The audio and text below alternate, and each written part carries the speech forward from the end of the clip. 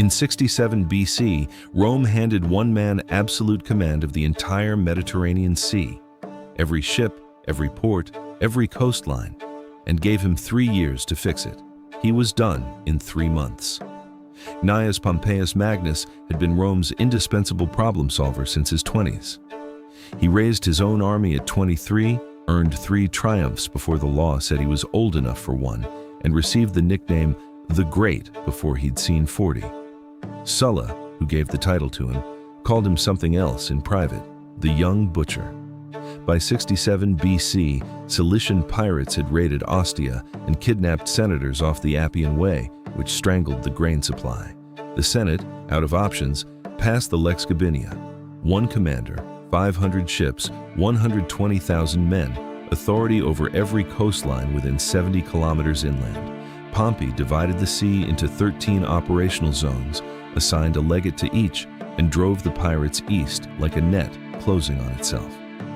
Cilicia was left open, deliberately. When the pirates concentrated there, he arrived in person. Most surrendered. Rather than execute them, he resettled 10,000 captured pirates inland. The sea was clear in 40 days.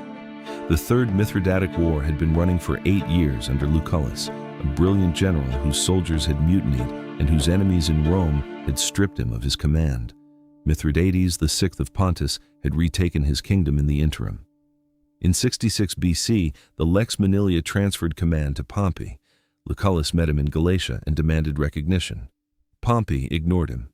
It was the kind of slight men carry for decades, and Lucullus would carry it all the way back to the Senate floor. Pompey did what Lucullus had failed to do. He cut Mithridates off from his supply lines, blockaded the Black Sea ports, and maneuvered him into a 45-day standoff in the Lycus Valley. Mithridates tried to slip away at night, moving east toward Armenia. That was when Pompey struck. The Romans attacked in darkness, moon positioned at their backs. The Pontic soldiers were firing blind, arrows and javelins into shadow, while the legions advanced with the light behind them. When the Roman lines hit the camp, the Pontic force collapsed. More than 10,000 were killed. Pompey founded a city on the site, Nicopolis, Victory City, and it still stands today. Mithridates escaped with a handful of men, as he always did. Pompey then turned to Armenia. Tigranes II, who had once ruled from the Caspian to the Mediterranean, came out to meet him without his diadem, surrendered his sword, and prostrated himself in the dust. Pompey raised him, returned his crown, and kept him as a buffer against Parthia. One war avoided through the terms of another. That was Pompey's preferred arithmetic. Then he kept going. North into the Caucasus, into territories no Roman army had entered before.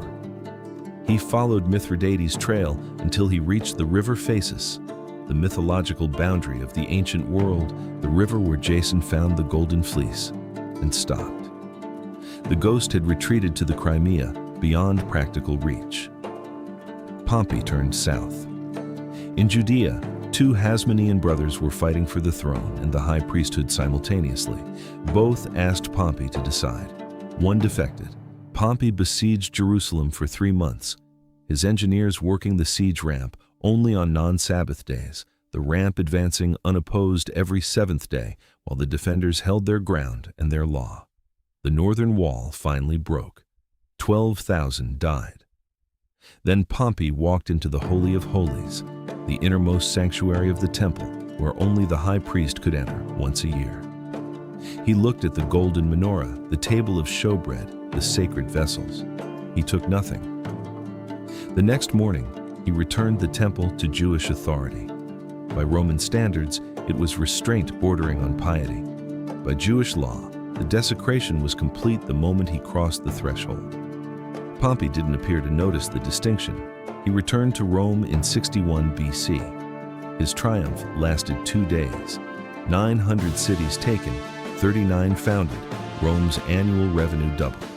He disbanded his army at the Italian border, as the Republic required, and walked into the Senate to ask for ratification of his eastern settlement and land for his veterans.